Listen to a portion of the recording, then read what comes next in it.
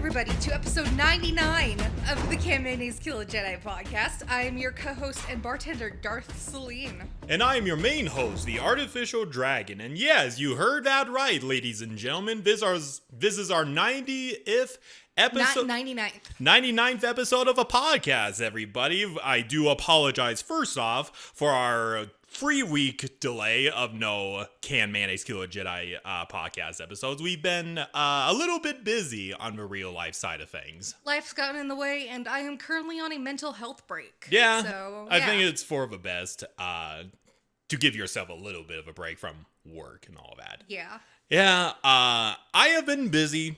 I have also been busy studying for my remote drone license. So, yeah, I've also been busy a little bit, including work, doing more hours, which is always so fun.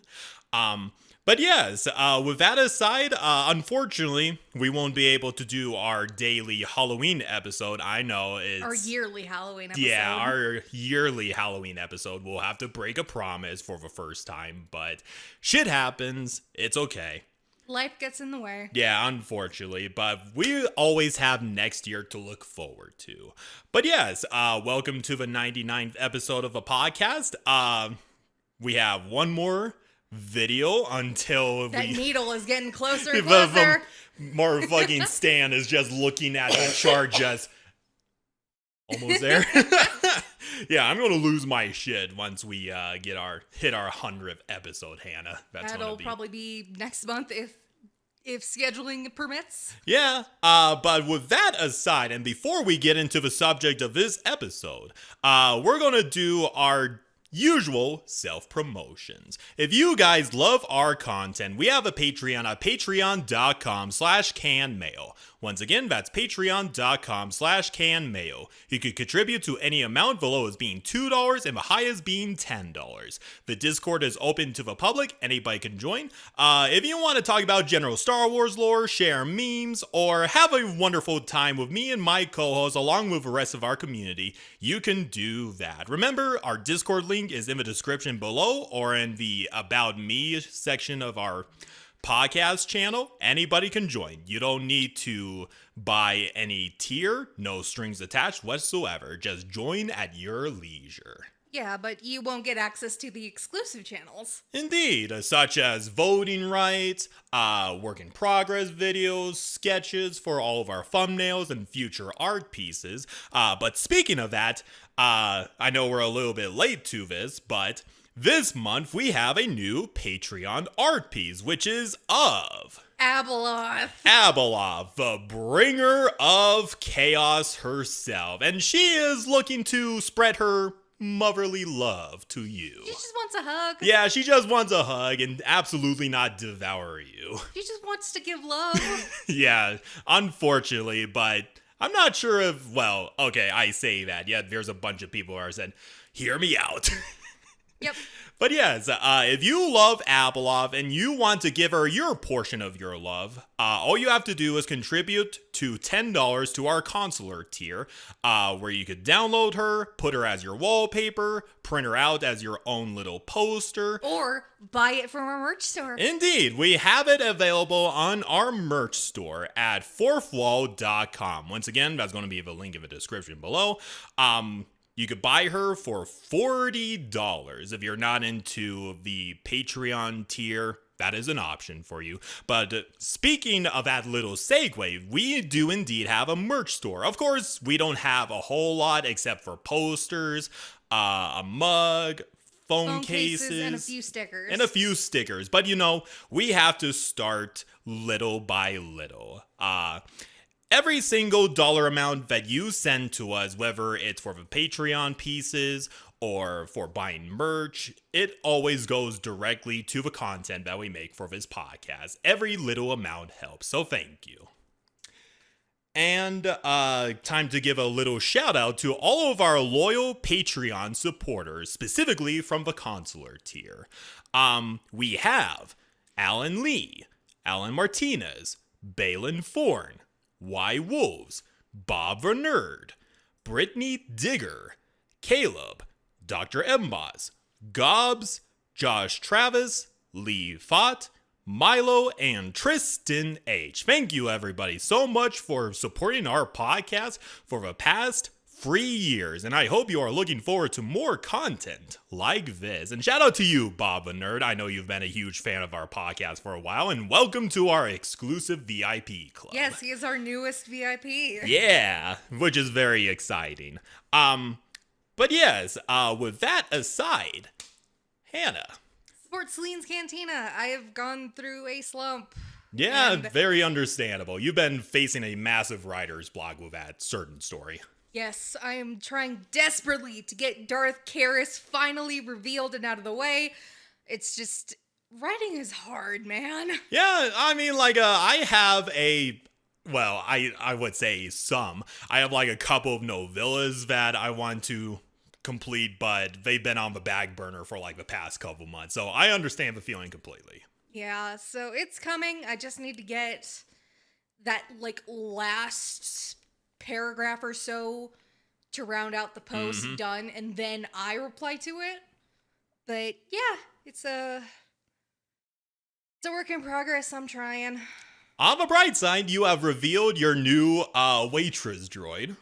Oh, right. Her name is Demeter. She is a WA1 waitress droid. Yeah. Very, very lovely looking design. I'll put in the podcast somewhere in here when you provide the piece. But yes, Demeter is a very sweet name for a waitress droid. Thank you. Yeah. And with that aside, Hannah, do you remember what today's topic is going to be about? It has been 3 weeks, so I don't blame you if you forgot. I remember. We are going far, far beyond what we, quote unquote, usually deal with. Mm-hmm.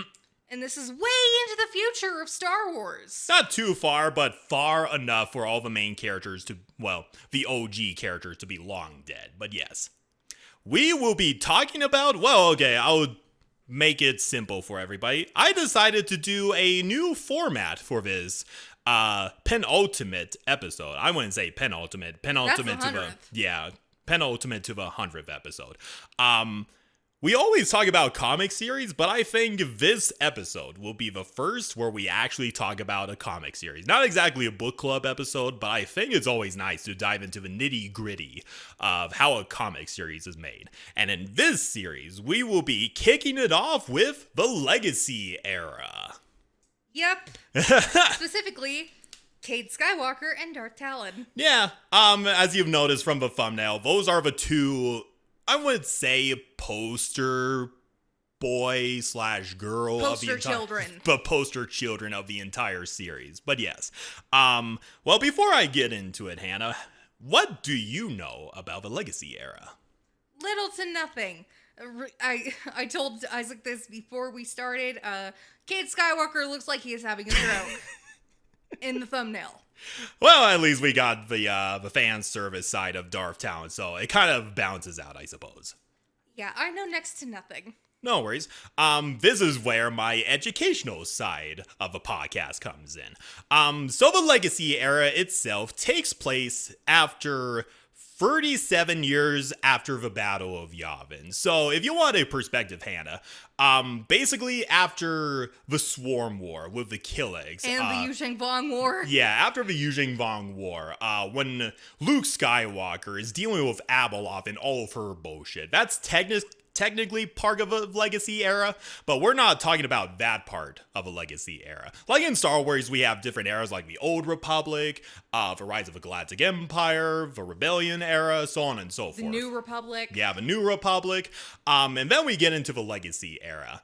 We're not talking about the era itself. We're talking about the comic series that calls itself the Legacy era. Okay, that's good context. Yeah.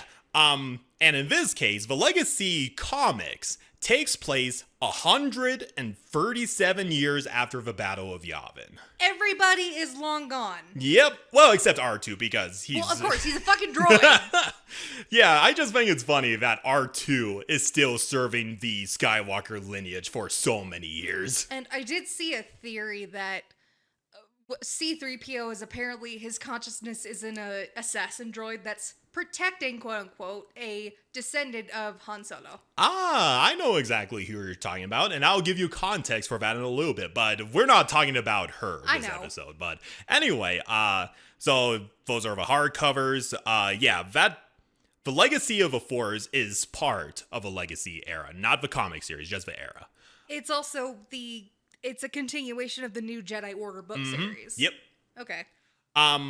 Let's see. Okay, anyway. So the Legacy era, it started off as the brainchild of the author named John Ostrander and co-scripted by Jan Duursema. These are two very important names. I know they don't mean anything to you right now, but think of them as the creators of much of a Dark Horse comic series of the Star Wars universe. Okay. They're the ones who created Quinlan Vos, Ayla Secura, all of those types of characters. Cool. They kind of, I know some aspects of it are super duper edgy, but that's just a product of the time back in the early 2000s. Kate uses drugs.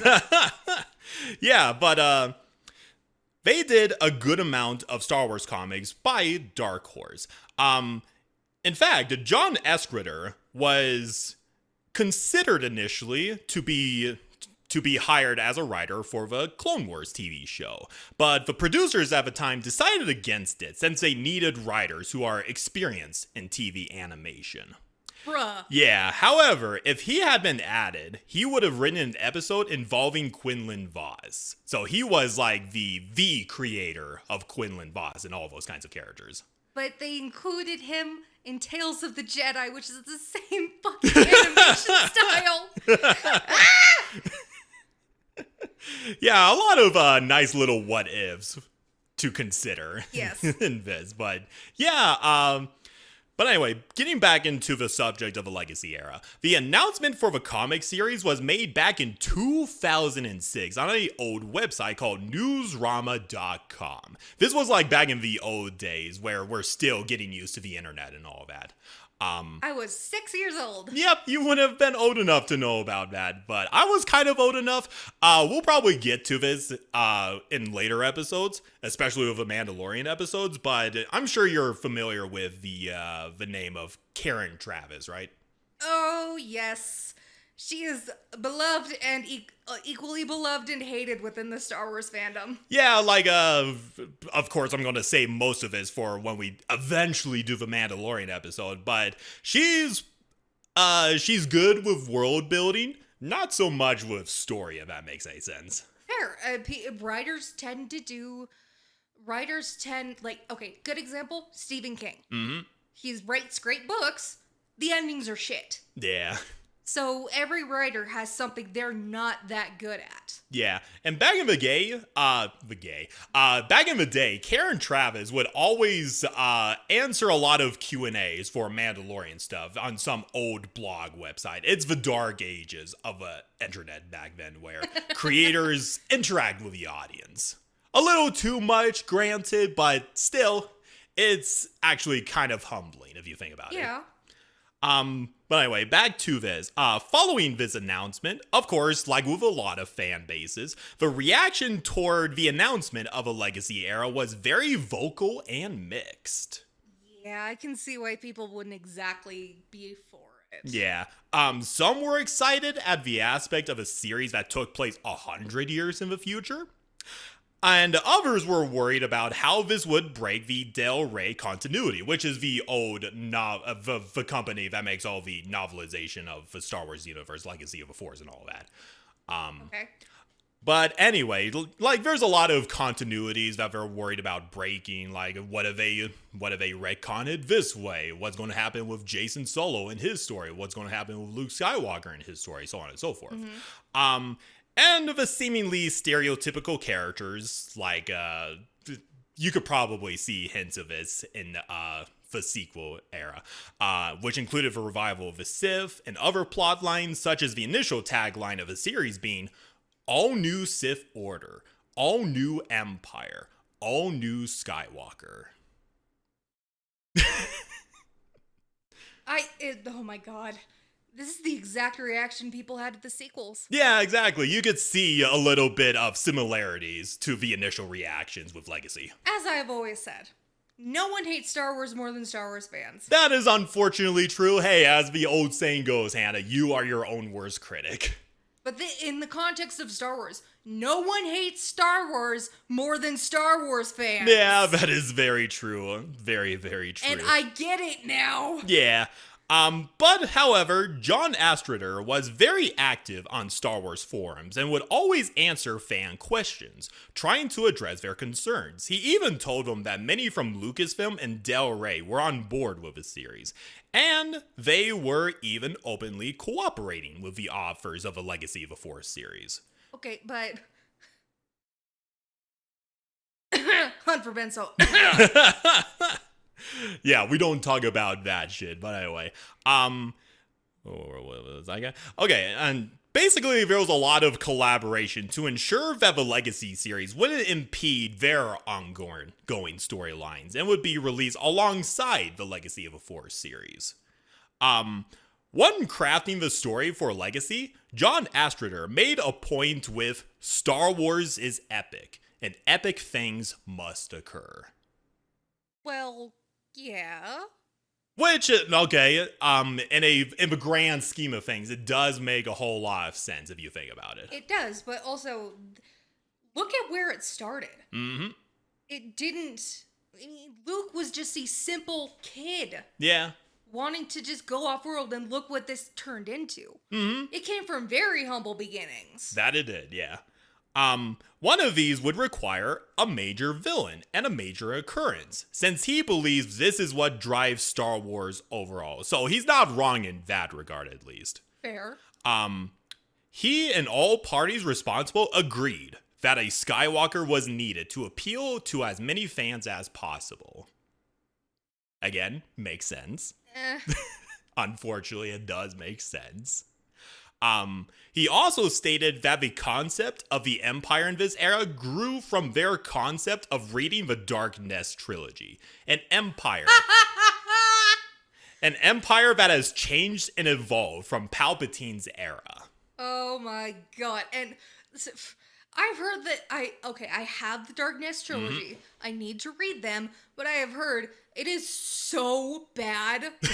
Troy Denning is nothing but horny. Yeah. So I'm going into that with a grain of salt. I suppose that's fair, but of course with a lot of stories, like I always like to do with the sequel trilogy, there are good things about it and there are bad things about it. Fair enough. But anyway, before fully releasing the first issues of the Legacy era comics, Dark Horse canceled all other Star Wars comics, such as the highly successful Republic and Empire series, which were their basically flagship franchises. And this began anew with Legacy era and a couple of other series, something that John Ostrander himself called very gutsy. Like, they had a lot of faith in the Legacy era comics. But it wasn't unfounded, which I'll get to in a little bit. Okay. Excuse you.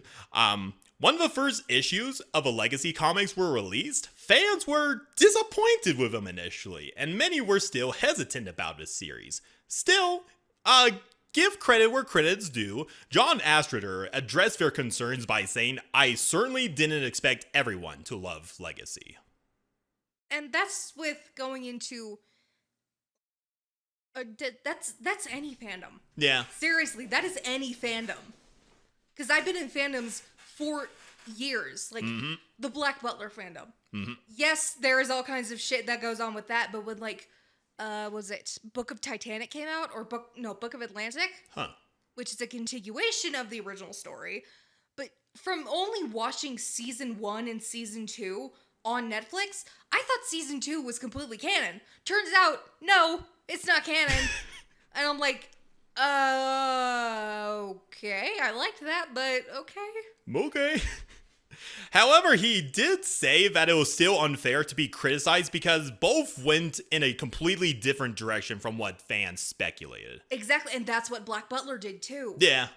Like, I get it. Fans have their own preconception of what kind of story they wanted to present. Like, I get it.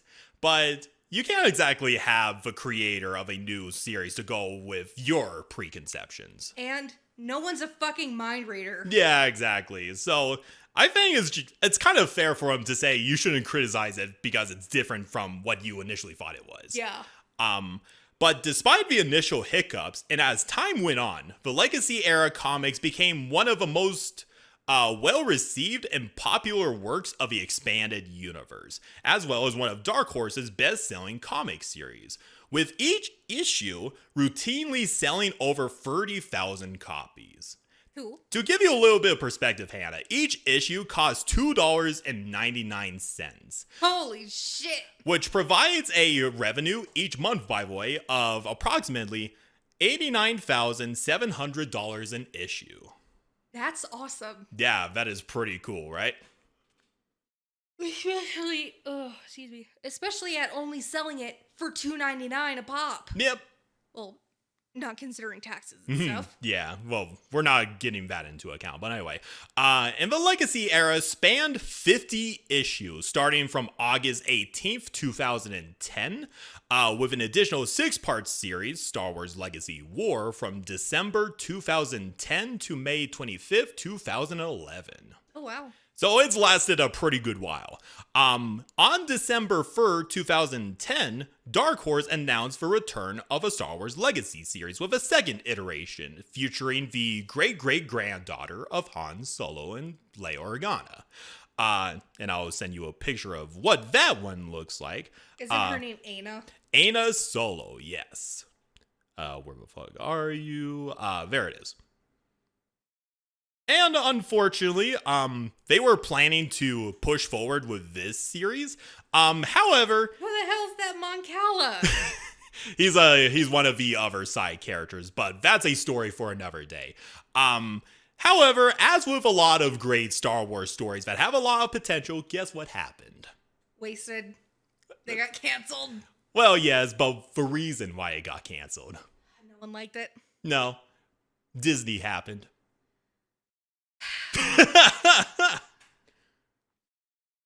Fucking mouse. With a buyout of a franchise from Walt Disney in October 30th. Oh, no wonder. I didn't even consider the timeline. Yeah. Shit, the Disney buyout happened so long ago. Yeah, What back the in fuck? back in 2012. Oh my god. And of course, Legacy was canceled, and the Star Wars comic license returned back to the OG Marvel Comics. Damn. Yeah, and the Legacy series was canceled, dead in the water. Damn. So yeah, Legacy right now, we say this with a lot of expanded universe material. It is no longer canon as far as Disney's concerned. But Disney can go fuck itself. Yeah, exactly. If you guys want to know more about the Legacy era comics, there are like omnibuses out there. I encourage you to buy those because I have a little bit of nostalgia because I remember going to the library and buying these issues and reading them. They're so good. So a lot of nostalgia originating from this. But let's go ahead and talk about the characters, the setting, and the changes that happen in the universe. Okay. While there are some returning characters from previous franchises of the Dark Horse comics, being a new series and all, of course, we have to introduce a lot of new characters. Well, duh. This is 100 years after everyone else is dead. Yeah. R2, of course, being there. Luke Skywalker appears as a Force Ghost, so on and so forth. I think Mara Jade also makes an appearance as a Force Ghost. Oh, okay. Yeah. So let's go to the main characters first. So of course the first character that everybody should recognize, for better or for worse, is Cade Skywalker.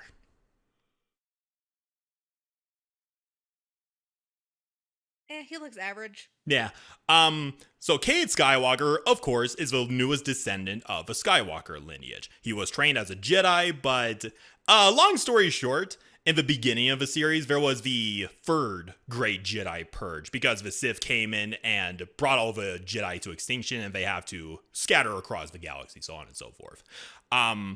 During the Purge, he turned his back on his legacy and once apprenticed to an infamous pirate named Reeve. Cade basically embraced a new life as a bounty hunter and a smuggler, kind of rejecting his whole Jedi lineage. The classic after another great purge, I don't think anyone would be on board with openly accepting that they're a Jedi. Yeah, exactly. But yeah, like Cade embraces new life as a bounty hunter, and as with a lot of good characters, or I should say main characters, he has his own personal ship. It's kind of an ugly looking ship, but I think it brings a lot of character to Cade Skywalker as a person. It's this ship called the Mynock. That is an ugly ship. Yeah, very appropriately named too. Yeah, cool. Yeah, and among the crew of the Mynock, there's Dayla Blue, who if you recognize is one of the Zoltron characters. She's basically the engineer of the Mynock, and the only person who keeps it afloat, basically. And isn't that Cade Skywalker's girlfriend? Yep, love interest / girlfriend, yes. And then the co-pilot, as well as the weapons engineer, a man by the name of Jarrah Sane. He's kind of an interesting guy. Of course, he's your typical brutish bounty hunter. He uses a lot of illegal weapons, including Yuzhang Vong biotech. Oh, shit. Yeah, he's rough and tough, but he is one of Cade Skywalker's closest friends. Okay. So they got that sort of camaraderie going on there. But let me see. Now we go on. So we talked about the main characters and all that. Let's talk about the characters from the other factions, including first the Jedi. This is Cade Skywalker's father, a Jedi Knight. Well, I wouldn't say Jedi Knight. A Jedi Master by the name of Cole Skywalker. He's not the Grand Master of the Jedi Order, but he is the Master of the Jedi High Council. Oh my god, that jawline. Yep. His cheeks are too sunken in. Unfortunately, like, Cole Skywalker is a huge badass. Like, in the opening panels of a comic, he went on a last stand against the Sith and their Imperial allies. He's such a motherfucking badass. That's cool. Let me actually send you a picture because he makes some pretty killer quotes the few times we actually see him.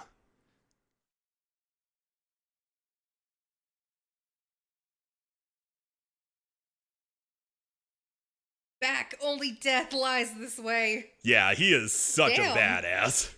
But unfortunately, he died in the first issue. Aww. RIP. I spy a Darth Maul lookalike in the background. Oh yeah, we'll talk about those guys in a little bit because they're pretty interesting and deserve their own episode. But regardless, among the other, of course, there's a couple of Jedi characters, but I'm telling you the bare important ones. Aside from Cole Skywalker, there's also, where the fuck is he? Master Wolf Stazen. Think of him as basically the Obi-Wan of the Legacy era comics. Okay. He is Cade Skywalker's old Jedi Master. And he's pretty badass. He initially died in the opening issue, but Cade Skywalker brought him back to life with a unique Force ability. Oh, interesting. Yeah, he's legit missing an arm. I was gonna say, he's missing a hand. Yeah, he's remained limbless for like 6 years. That's how much of a badass he is. Damn. Well, Kreia did it. Yeah, that is true. And so did both of the other Skywalkers. And then another interesting Jedi character is a old friend of Cade Skywalker, Shadow Vo, who is basically your badass Twi'lek character. He has a double-bladed lightsaber, and he has yet to find an opponent that has bested him in lightsaber combat. That's where you got that picture from. Yep. Okay, cool. Yeah. And then, of course, so Shadow Vo is one of Cade Skywalker's old childhood friends, but since they went on different paths, they recently reconnected. Now for some little shout-outs from the criminal underworld. We have Rave, who is the old mentor of Cade Skywalker, the man who made Cade Skywalker the edgy, emo man that he is today. Is he a Quee? No, he is a... Let me see if I could find his... no, a Qua. Not a Qua. He is part of a race called the Therin. He looks like a Qua. I could see that. And And then, okay, just to give you a heads up, Hannah, this is the female Hut that you've seen a couple of times before. Mama? Not Mama. This is a Hut character by the name of Queen Jewel. She's the Hut with a corset and everything. Ew. Okay. Basically, she's Kate Skywalker's information broker. She owns this cantina where everybody is free to have nice quality time. The only rule you cannot break is fighting in the cantina. She's very against that. Despite how ugly she might look, she's actually a very nice Hut. Which is not common for Huts, but still... Hut titties. Yeah, unfortunately, Hut titties, and of course the eye patch. But don't worry. I'm not focused on the eye patch. That looks cool. Hut boobies. Hut boobies. Yeah, that's where the infamous Hut titties came from, Hannah. What about the other one? Gardula? Oh yeah, that's right, Gardula. I've seen a picture of Gardula the Hut. I can't remember what episode it was in, but I fucking lost my shit over Hut titties. First episode. Hut titties, yeah, the most cursed shit ever in Star Wars. Anyway, I'll help you out and delete Queen Jewel over here.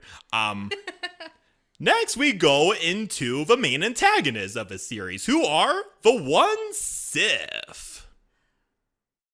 Darth Krayt, Darth Talon, da-da-da-da-da. Yeah, they are, I know they look super edgy and look like Darth Maul cosplayers, but they're legit very interesting antagonists. I believe you, but not only do they look like Darth Maul copycats, they took the Sith Hot Topic edginess and dialed it up to 11. Not wrong there. They're more edgy looking than the fucking Old Republic Sith. Which does say a lot. Yes, I know. But yeah, the One Sith are the overarching antagonists of a Legacy era, and during the story have a complete command over the Empire, along with a majority of the galaxy. I'll actually show you a quick galaxy map of this time frame, because to make a long story short, there was this, okay, so the Empire, the Fel Empire, we'll get to them in a little bit. They are the benevolent Empire. They ruled a majority of the galaxy. Some Moths wanted to overthrow the Emperor, and the Sith were like, hey, you hate the Emperor. We also hate the Emperor. Maybe we could work something out here. Yes, which the Fel Empire, I've kind of looked into the whole new Jedi Order stuff myself. Started with Jaina Solo and Jagged Fel, who was part of the fucking Chiss Ascendancy. Yep. But yeah, there's the galaxy map. All over red is the Sith Empire, and then you can see the Fel's Empire in exile in that top corner. And of course, the Hutts still get to keep their space. Yep, the Hutts are like fucking cockroaches in the Star Wars universe. And the Hapes Consortium gets their space. That's cool. Yeah, that is pretty true. Because no one wants to fuck with the Hapes. No, they do not. It's kind of unfortunate because I don't recall the Hapes Consortium being explored in the Legacy era. That sucks. Well, yeah, it kind of sucks, but they're isolationists, so as long as they're not poking the bear, then they're fine. But look at the missing story potential there. I mean, Jane, fuck, what was Jason's daughter's name? Motherfucker. Alana. Alana, there we go. Thank you. She's the fucking heir to the Hapes throne. Yeah. But they don't cover that. No, they do not, unfortunately. On the bright side, though, I do remember Aigo briefly got mentioned in the Legacy era. Hey! So at least there's something. That's cool. But yeah, the One Sith, some of the main One Sith characters are, of course, you can even see Aigo in the map. Yeah. Yeah, you can actually, damn. Of course, the poster girl herself, Darth Talon. Oh, yeah. Walking sex appeal. Yeah, she is a Lethean Twi'lek, so she's naturally red.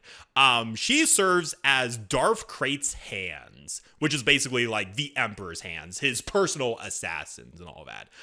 She is this generation's Mara Jade. Yeah, pretty much. Her sole purpose, like, I say that they're interesting. A lot of the one Sith characters are interesting, but Darth Talon is the embodiment of, I wouldn't say a bland character, because she is loyal to Darth Krayt above everything else. If Darth Krayt commanded her to kill herself, she would absolutely do that without hesitation. Yeah, it's like, you say jump, I'll ask how high. But I do appreciate her character because she's very, very competent. There's a reason why she's still alive in the Legacy comics. Well, yeah, you can't make it as a Sith if you can't fucking defend yourself. Exactly. Like, the first introduction we get, Darth Krayt is talking to Talon's master, who's all, like, very proud of his apprentice. Like, she's one of the best students I've ever had. And Darth Krayt's like, how do you feel about your master, young one? And, bless you. And she's all like, he's like a father to me. He raised me, blah, blah, blah. That classic thing. And then Darth Krayt's like, kill him. And then she kills him without a second thought. Thank you for the bless you, by the way. But, yeah. Oh, he's like a father to me. Kill him. Okay. Yeah, she was like, without a moment's hesitation. She was like, okay. Jesus. Yeah, sex appeal, loyal to a fault, but she's kind of a neat character. A neat little, I suppose, dragon sort of character. No, I think she's neat. I think she's neat. But oh boy, Hannah, if you think the one Sith are super edgy, wait until you get a load of this motherfucker. I mean, just look at Darth Krayt. Look at all that stupid fucking armor. We'll talk about Darth Krayt a little bit. I don't know why I can't find the image here. I thought I downloaded him. But this guy, he is the embodiment of Hot Topic, the Hot Topic emo sort of guy. This guy is named Darth Nihil. He looks like a Vong. Yeah. Is he a Vong? No, he is not. What the fuck? Yeah, he does look like Major Edgelord. He was the motherfucker who killed Cole Skywalker, by the way. Oh. Yeah, you remember that panel where Cole Skywalker's like, back, only death waits you here. And Darth Nihil's like, yes, death. And then he electrocutes the fuck out of him. Ah. So fuck you, Darth Nihil. Yeah, he makes me think, is this generation's Darth Maul? Yeah, he's also another of Krayt's hands, his personal assassin. And then we get to another motherfucker. I'll let you... The only Emperor's hand I know is Mara Jade. Yeah. Everyone else can fuck off. I'll let you be the judge if this guy is even more edgy than Talon or Nihil. This guy is Darth Strife.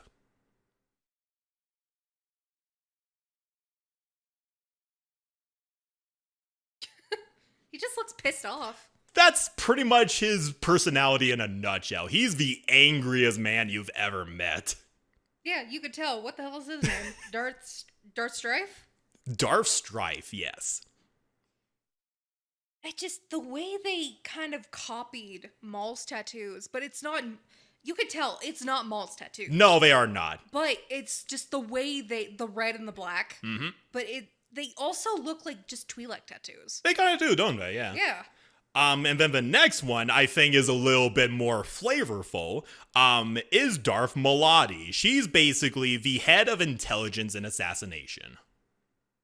Darth Malady.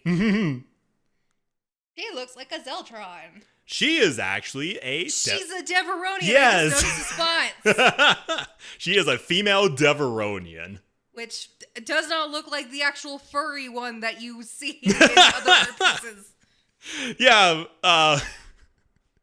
it's always funny with the portrayal of female Deveronians. They're either not so furry or they're completely furry. There's no between. Personally, I like the furry design. Yeah, I like the furry design too. But yeah, she's kind of interesting because, well, she's basically your classic Sith Inquisitor type character. No shit. With all those creatures she's got? Yeah, she's also your stereotypical mad scientist. She's awesome. That's just a Sith alchemist. Yeah. And then second to last, we have Darth Wehrlock. Where are you, Darth Wehrlock? There you are. Darth Warlock. Yeah. Oh, that's him. Yeah. Okay. He's Darth Wehrlock the Third, because he's not the first one to don that title. That makes sense because Treya is, Atris took the name Treya. Yeah. Interesting. He looks a little funny with a black nose. Well, now that you point that out, yeah, I could see where you're coming from with a black nose. It looks like Teeter. God damn it, Hannah. This is serious business we have here. Anyway, Darth Wehrlock is also kind of interesting because he's the personal advisor of Darth Krayt, his second in command, the guy who keeps an eye on things. Not like I obviously got that from him standing behind him. Yeah, and then we lead up to the big man himself, Darth Krayt. He's also a very interesting character. I would love to talk about him in his own episode one of these days. If it gets a lot of requests, maybe we will. Yeah. I think a lot of people do genuinely like Darth Krayt because, without spoiling too much, he is ancient. Like, he's been around since the Clone Wars.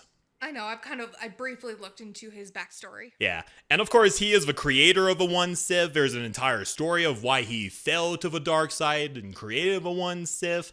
And of course later in the Legacy of the Force storyline with Abeloth and everything, he does team up with Luke Skywalker to kill Abeloth. That is pretty cool. It is pretty cool. We covered that in Abeloth's episode. Yes, we did. For well over 100 years, Krayt's Sith have remained hidden on the world of Korriban, laying in wait for the right opportunity to conquer the galaxy, and they successfully did. What a coinky dink. They went back to the Sith home world. Yeah.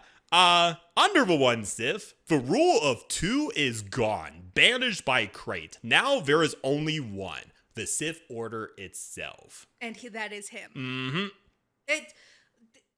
He is the... Oh, okay.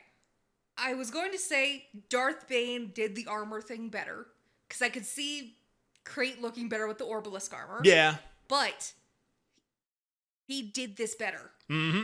Krayt did this better. Oh, Rule yeah. 2, fuck that. This is mine. Yeah, Darth Krayt, he's a personal favorite villain of mine. He has a different philosophy compared to Palpatine and Bane and all that sort of thing. Probably any other Sith.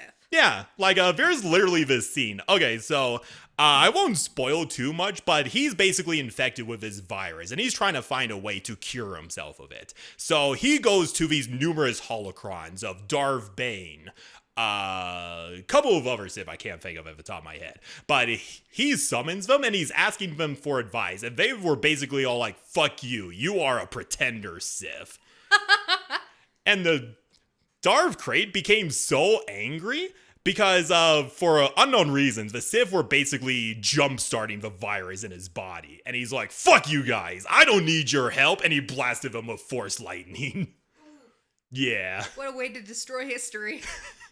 Well, he didn't quite destroy history. He was like, be gone! I don't need your help. Okay, so he just banished them back into their boxes. Yeah, pretty much. Go back into your timeout corner. Like I said, Darth Krayt is legitimately an interesting antagonist, and I would love to talk about him one of these days. But of course, aside from the Sith-aligned Empire, there is the original Empire Krayt had to subvert as the new Emperor, which is the Fel Empire. Yes. Now called the Empire in Exile, led by Emperor Ron Fel. I read it as Rowan. Rowan. Yeah, that's probably correct. Rowan Fel, which, as you pointed out earlier, is basically the descendant of Jaina Solo and all that. Yeah. He's a very handsome-looking man. He almost looks like Finis Valorum. He kind of does, doesn't he? Now that you put that thought in my head, thank you, Hannah. But yeah, he is the third emperor of the Fel dynasty, the descendant of Jagged Fel, who married Jarina Solo, blah, blah, blah, blah, blah. The Fel Empire had its own order of Force sensitives, who are called the Imperial Knights. Of course, taking inspiration, well, I should say the reverse, with the Knights of Zakul and all that. They look pretty cool. I do like their little red outfits and white lightsabers. Yeah, that is pretty cool. Yeah. It shows that they're powerful, but they're not like the Centurion Guard. Yeah, that is true. Like, you can see it with the red armor, but carrying the white lightsabers, it's like, no, we are peaceful. Yeah. Each Imperial Knight has a lightsaber that's not unique. It's standard for each one of them. They're very humble like that. But anyway, they are described as Jedi, but their loyalty is toward the Emperor instead of the Jedi or the Force itself. Very much like the Knights of Zakul, of course. That's just the Knights of Zakul with a new skin. They are viewed as the Grey Jedi by the wider Jedi Order and don't fully follow the dark side either. But there is no denying their discipline, their ability, or their power. And then, of course, the heir to the Fel Empire throne is this lady by the name of Marisha Fel. She's pretty badass and she's very beautiful looking. Definitely got her great grandmother's looks. Yeah, she does. Princess Fersha. She looks exactly like Leia. Yeah, she kind of does. She is the only child of Ronan Fel and is next in line for the throne. But of course, some Moffs openly question allowing an empress to lead the empire. You know, classic thing. Sexist! And Marisha is still undergoing training as an Imperial Knight by the time the story starts. Leading the Imperial Knights is Antrius Drago. He's kind of your standard leader of his organization. I don't recall too much about him being explored, but I know he's the love interest to Marisha Fel. Cool. Also, an empress can't do this. Look at the fucking Hapes Consortium, asshole! Yeah, she would have been welcomed with open arms at that point anyway. While Krait's empire has Coruscant as its capital, the Empire in Exile has Bastion as its headquarters, which is, if you recall from the Pelion episode, the capital of the Imperial Remnants. Yeah. It is literally the most heavily guarded place in the entire galaxy, so they could have not picked a better capital. It's like with the Legacy era, everything just switched. Yeah. You know how like the New Republic had most of the map, and the Imperial Remnant only had a quarter of it, or a very small bit of it. Everything just switched. Yeah, pretty much. And then since I mentioned Pelion earlier, some of the new Imperial ships that get introduced in this series, I don't want to go too much into ship designs, but I do like the designs of the Legacy era. For example, here is the Pelion Star Destroyer. Hey, he got a Star Destroyer named after him. Yeah, I think it's pretty cool. Big old slice of pizza. Yeah, pretty much the big old slice of pizza, but still pretty cool that Pelion lives on. Yeah. And then, of course, outside of the one Sith, the ones that lead the day-to-day operations of the Empire are the High Moff Council. I'll go ahead and set a picture because there are distinct characters among them too. Where are you? There you are. And as you can tell, there is a Chiss among them. Of course. Even in the future of a Star Wars galaxy, the Chiss are still with the Empire. Interesting. Okay. Yeah. The High Moff Council is led by a Moff named Merlashid Veed. He's basically the guy who collaborated with Darth Krayt to overthrow the current Fel Emperor. He's kind of an asshole, to put things simply. There we go. He's this generation's Tarkin. Yeah, pretty much. That's a good comparison. Thank you for that. In the first issue, the reason why Veed teamed up with Krayt was because he wanted to be the Emperor. But the moment that Krayt killed the Emperor, quote unquote, it was a double basically. He was willing. He was waiting for that moment to get on the throne, and then Kratos sits on the throne. He's like, I rule you now. He's like, what the fuck? Bruh. He's like, damn it. He's just standing there like, what the fuck? So yeah, he didn't exactly get what he was expecting. Of course. That's what happens when you work with the Sith. And then this, let me see. There is Moff Roof Yeg, who leads the Imperial Navy. And then there's the Chiss character, who is named Moff Falar, who leads the Diplomatic Corps. Then there's... How fitting for a Chiss. Yeah, very fitting. And then there's Moff Gist. You give a gist. He leads the Imperial Army. And then there's this other interesting Moff character named Conrad. So each Moff leads the different armed branches of the Empire. He caught my eye because his uniform is white. Yeah, there's a reason behind that, because of good old Moff Conrad Russ, he leads the Imperial mission. We'll get to that in a little bit, but let me tell you about the last Imperial Moff, who is kind of important. The lady. The lady, yes. This is Moff Naya Kalexi. She leads Imperial Intelligence. Let me take a wild guess as to who she's descended from. What? Tassi Dalla. You know, that would be an interesting Or a coincidence. sword. That would be an interesting coincidence, but in my initial research, I don't think so. But that would be a hilarious coincidence. I mean, she leads Imperial Intelligence. She's got to be related to a Dalla or a Sard. But she's very interesting. She's a very shrewd character. Like, she's the one who fed intelligence to the one Sith, but at the same time, she also tipped off the fellow Emperor that he's about to be backstabbed. So she's kind of playing both sides. Like what Isard and Dalla did. Yep. There's even this one scene where she was conversing with the lead Moff, who's all like, I was supposed to sit on the throne. And she's like, you worked with a Sith and expect them not to backstab you? Really? Like, you're a fucking dumbass. Yeah, she's a very, like I said, there's a lot of interesting characters in the Legacy era. Yeah. And then, okay.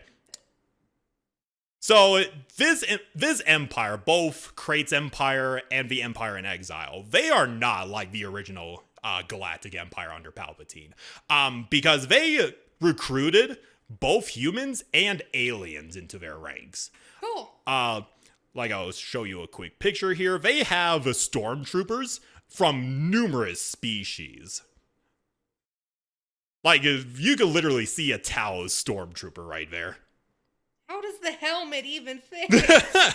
Specifically designed for each race. And another female Dathomirian. Yep. And a Kalish. Cool. Yeah. That's one of the things I like about the Empire in the Legacy era. It's not like the New Order, where it's just the Empire with a fresh coat of paint. No. This is a completely new Empire. It's not whatever Kylo Ren had in mind. Yeah, exactly. Of course, the Stormtrooper Corps is the most prominent backbone of the Imperial military. There's a lot of advancements in ship design and technology, blah, blah, blah. They're less xenophobic, the whole 9 yards.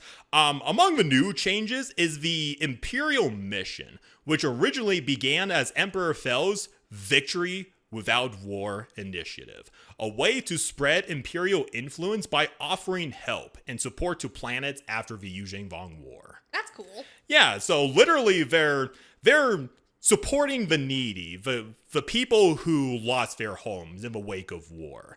Like, they're legitimately caring for the, I wouldn't say undesirables, but people. No, you're caring for the people. Literally caring for the people, yes. That's cool. Like, this is an empire that's not flat out evil. Even underneath Darth Krayt's rule, the Imperial mission changed very little. They're still helping the common people in the galaxy. That's actually pretty cool that Darth Vader's like, yes, let them do their thing. Yeah, just let them do their thing. Like, you know, it's good PR to let the Imperial mission do its thing. And with I'll talk to you personally about this, but because I don't want to spoil Not what I know about Kraith's background. All right, no worries. But anyway, so the Imperial mission has stations on planets throughout the galaxies. Missionaries dedicate themselves to the highest principles of service, believing that it most truly embodies the Empire. And another interesting character to throw at you is another Twi'lek by the name of Astro Vo, who is a Twi'lek who is the twin brother of a previous Twi'lek character I showed you before. She is the poster example of what it means to serve under the Empire. She is a legitimately good person who helps the needy and all that. Cool. She is Marsha Fell's best friend, let's put it simply. Cool. So she's a pretty interesting character. But moving on to the next faction, you might be asking yourself, where is the Galactic Alliance in all of this? Well, they're pretty much extinct right now. Yeah. Only serving in remnants, like a small fleet led by the Duros Admiral Gar Stasi, which you may have remembered from my Duros episode. Briefly, yes. My second most favorite Duros character after Cad Bane. He is such a motherfucking badass. But of course, I forgot to mention this earlier. Basically, the events of when the Krayt takes over and the current events of the Legacy era happens in a 7-year jump. Okay. So Krayt has been ruling for quite a while right at this point. Okay. We're almost there, but I have one last character I do want to throw at you because she's also pretty interesting. This is covered in future issues, but before the war with the One Sith and all that, Cole Skywalker, he began this project called the Ossus Project. Basically, it's an initiative to give life to planets that have been ruined by the Yuzheng Vong, terraformed and all that. Yeah. Cole Skywalker believed he wanted to give the Yuzheng Vong one last chance to redeem themselves in the face of the galaxy and all that. Because, as we all know, the Yuzheng Vong fucked shit up, and, well, they're not exactly the most respected race in the Star Wars galaxy right now. Especially after the Yuzheng Vong War, I wouldn't think so. No. But he recruited this master shaper. She's pretty interesting. Her name is Ni Rin. Holy tattoos. Yeah. Like Cole Skywalker gave her the opportunity to lead the Ossus project. Its entire purpose was for the Yuzheng Vong's biotechnology to help heal and revive the numerous worlds that have been affected by the Yuzheng Vong. That's cool. Yeah, so it's that nice little glimmer of hope. It was hoped it could help permanently end hunger and war with this new biotechnology of the Yuzheng Vong. Though everything looked perfect at first, as with a lot of plans that looked perfect on the surface, What happened? it went to shit pretty quickly. Damn. Basically, the worlds that have been revived through the Ossus project, they reverted back to Vong forms that killed the inhabitants and all of that. Damn. And Ni Rin, she took this personally because she thought she was doing good and she legitimately believed that the Yuzheng Vong gods were working against her. Like, she legitimately wanted to do good for the galaxy, but then the entire galaxy turns against her in an instant. That sucks. Yeah. And as a result of this, the new Jedi Order convinced the Galactic Alliance to believe their story about the Yuzheng Vong not being responsible for this.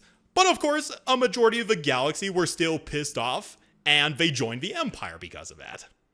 Yeah, makes sense. Yeah, and it wasn't found out until later, but this entire reversion was caused by Darth Maladi. That's funny. So yeah, this entire war that happened between the Jedi, the Empire, and all that, you could thank Darth Krayt and the One Sith for that. And then they came in as the big heroes to buzz the Empire out of there. Kind of like what Zakul did. Yeah, pretty much. And that is the rough outline of the Legacy era comics. What do you think, Hannah? It is different. Mm-hmm. It's a lot different. But it's not terrible. Not terrible, no. It's okay compared to the sequels. It's leagues better. Yeah, it certainly does. The One Order or the Fell Empire / Kratos Empire, I prefer these two. Yeah, I would take the one Sith over the First Order. Yeah. Yeah, just it is a pretty interesting concept. I mean, the Imperial mission alone is like, damn. Yeah, like it adds a lot of nuance to Yes, the it Empire. does. That's really cool. They're not the outright bad guys. They have a little bit of a gray area, even though they're ruled by the Sith right now. Yeah, it's like okay, even though we are Sith, we still need to help these people. Exactly, yeah. And this is what this guy's job is. Mm-hmm. That's still really cool. It is really cool. Like I did with Hannah, I hope everybody that's listening to this, I managed to encourage to read the Legacy comics for themselves because they are legitimately fascinating. If you can find a good deal on the Omnibus, I encourage you to buy that immediately. I need to get back to reading the Legacy era comics myself because they are so nostalgic.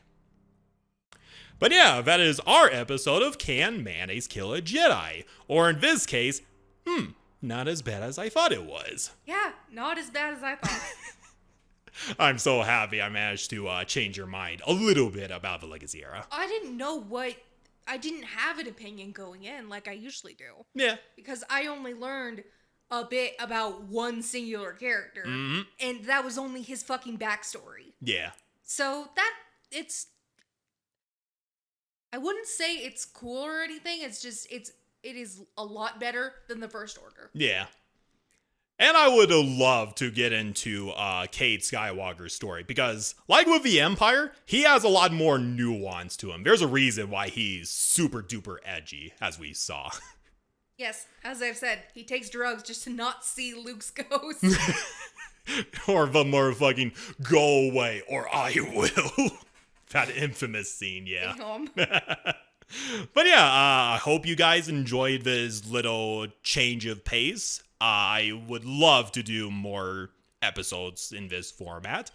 Maybe talking about the Republic era, maybe the High Republic era, but we'll see when we get to that.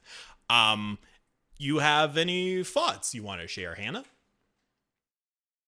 No, not really. Okay. So yes, this is our penultimate episode before our 100th episode. I'll give you a little bit of a hint of what our 100th episode will be. We will be exploring one of the OG characters of the original trilogy. Yes. I'm so excited for it. Yeah, I am so excited for that too. Oh boy. I am looking forward to it, but I'm just not looking forward to writing the notes for this character. Yep. Anyway, hope you enjoyed. Feel free to support us. Leave a comment down below. Those are always helpful. Subscribe, like our video. Everything helps with the YouTube algorithm. Any closing statements, Hannah? Stay tuned for the 100th episode. It'll be soon. Stay tuned. This is the way. May the Force be with you. Bye-bye. Bye.